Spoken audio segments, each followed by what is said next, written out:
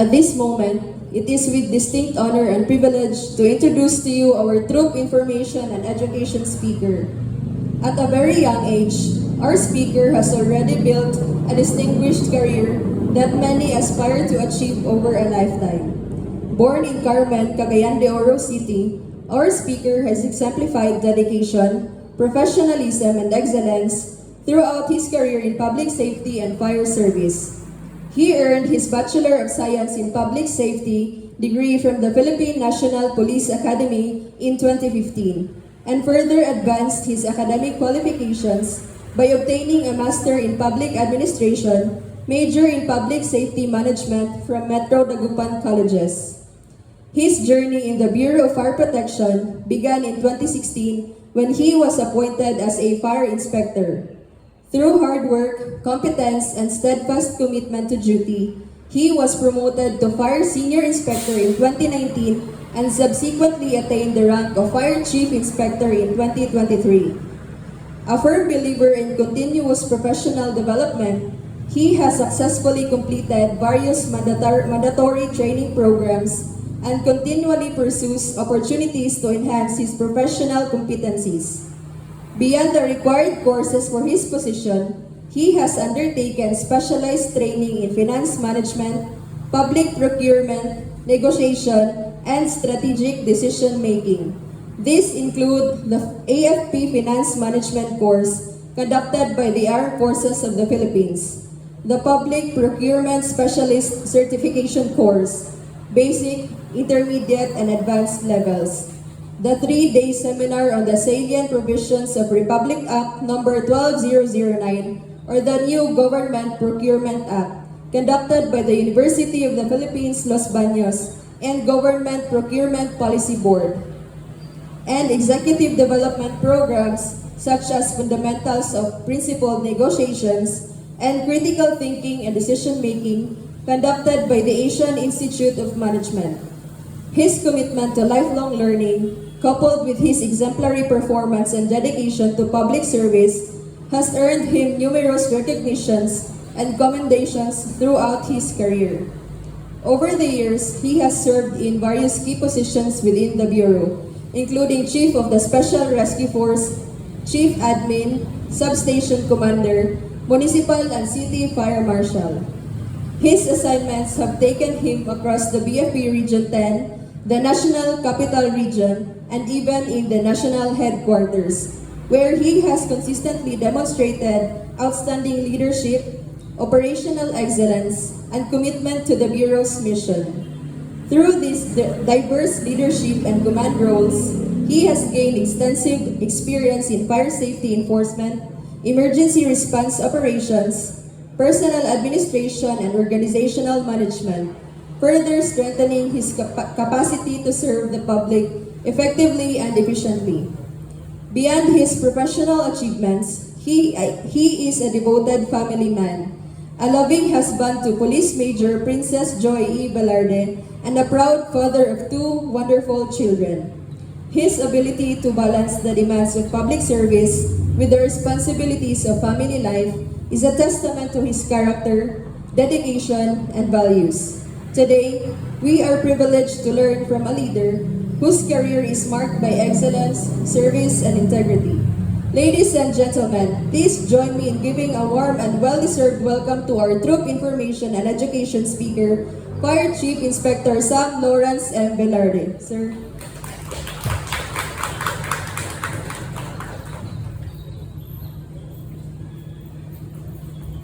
Thank you to our Regional Director, our Chief Secretary ng Provincial Father, Sir, Command Group, our RDO, Sir Salvania, Sir, Sir Kabut, Sir Papi, Sir, other officers, fellow firefighters, non-officers, and non-uniform personnel, good morning.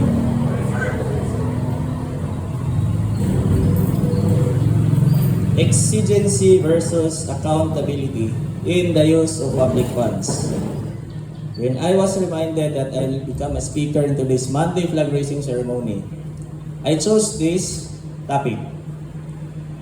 A year ago, we visited the Department of Budget and Management at the Malacanang grounds. Exactly a year ago, June 2024. So this topic has become an issue for all government agencies, not only for the Bureau of Fire Protection, but also for the other agencies in the government. So going back, exigency versus accountability in the use of public funds. Government officials are often confronted with urgent situations that require immediate action. Natural disasters, emergencies, public safety concerns, and unforeseen operational requirements may compel agencies to act swiftly. This is what we refer to as exigency, a circumstance that demands prompt and decisive action. However, while urgency may justify accelerated decision-making, it does not excuse the disregard of laws, rules, and regulations governing the utilization of public funds. This is where accountability becomes essential. The challenge for every public servant is finding the proper balance between responding to urgent needs and maintaining transparency, legality, and responsibility in the use of government resources. Understanding exigency. Exigency refers to a pressing necessity or emergency requiring immediate action to protect public welfare, safety, or government operations. So we have read in former orders in the exigency of the service. So nabasa natin sa permi. And in line with our agency's mandate, exigency is there. Examples of exigency: disaster response during typhoons, earthquakes, and fires. Emergency procurement of supplies and equipment. Immediate relief and rescue operations. Urgent repairs of critical government infrastructure. In such situations, delays may result in loss of life, property damage, or disruption of essential government services. Because of these realities, Philippine laws recognize certain emergency procedures. However, these procedures are never intended to provide a blanket authority for unrestricted spending. Understanding accountability. Accountability means that public officials are answerable for how they exercise authority and how they spend public funds entrusted to them. Public officers must ensure that expenditures are as follows. First, authorized by law. Secondly, necessary for public service. So, does it align to the mandates of your agency, office, designation, or in a short and simpler form? Does it contribute productivity and performance of your office that contributes to the performance of the agency as a whole? Some of you just end your thinking on this phase. In this phase. So pag nagsabing, sir, may CSW na yan. Sir, sabi sir, okay na daw yan, sir. So some of you will just end there and pass the liability to the finance. Some of us have neglected the next phases that are even more important in the process of the budget execution, which is the proper documentation, supported by valid transactions, and subject to audit and review. Accountability is a fundamental constitutional principle to prevent the waste, abuse, and misuse of government resources.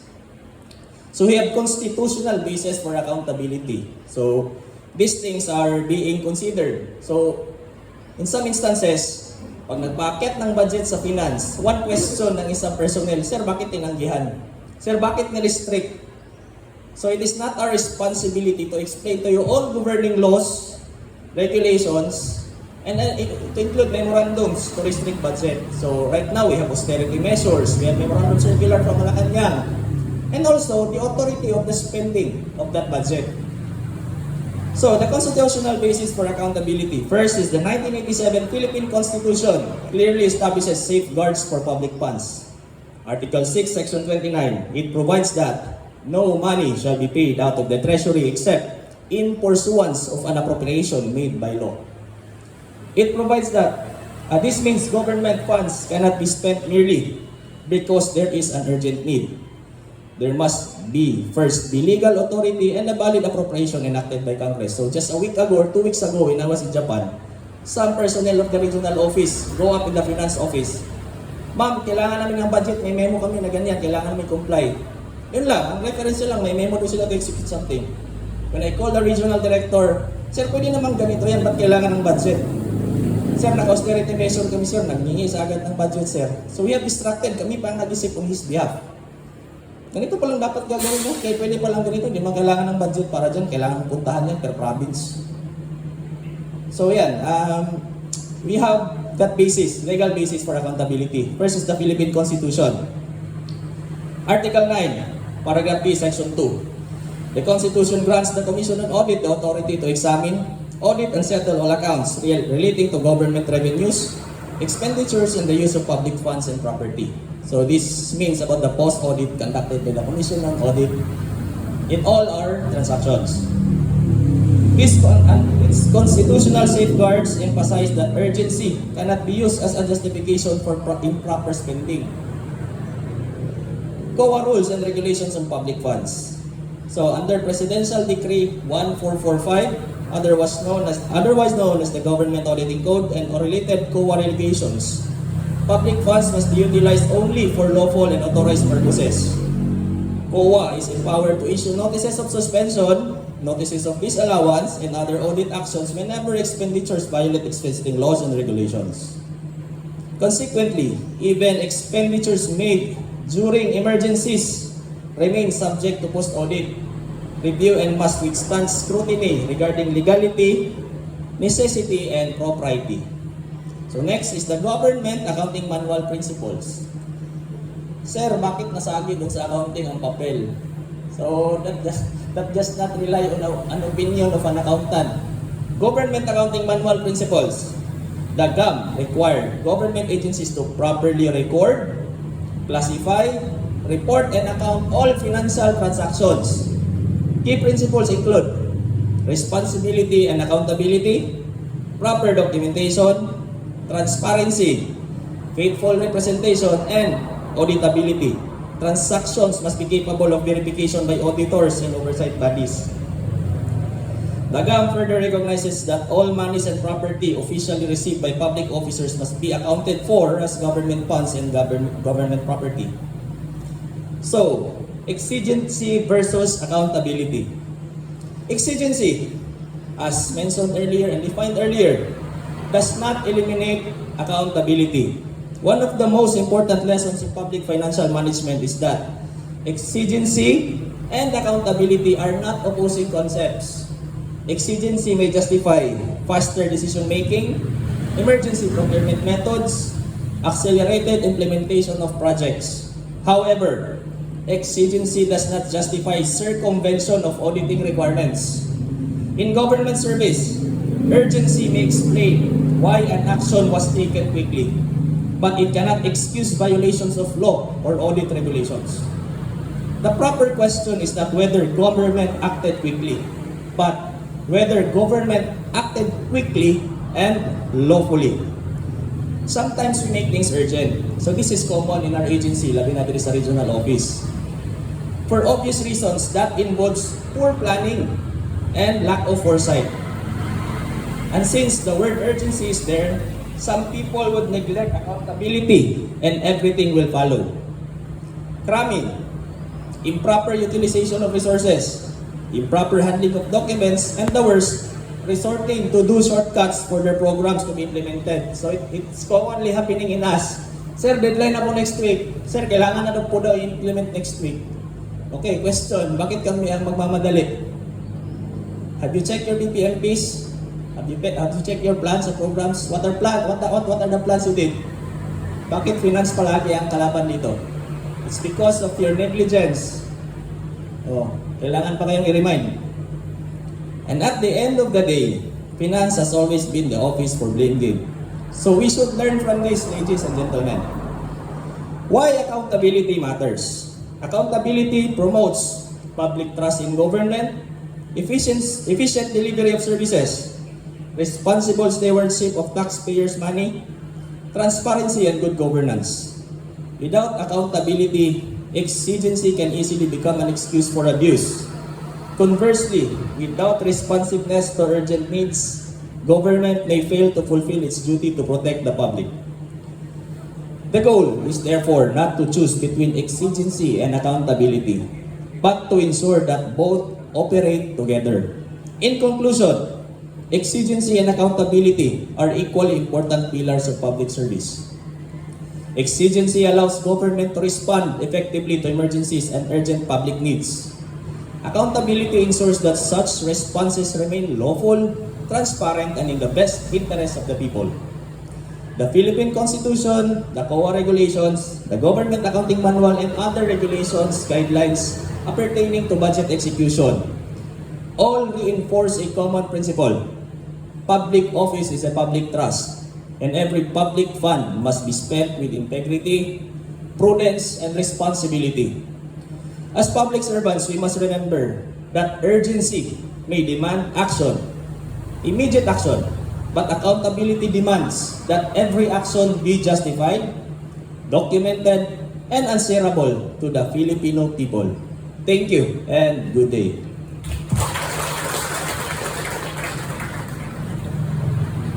Thank you for a very informative message, sir. At this moment, may we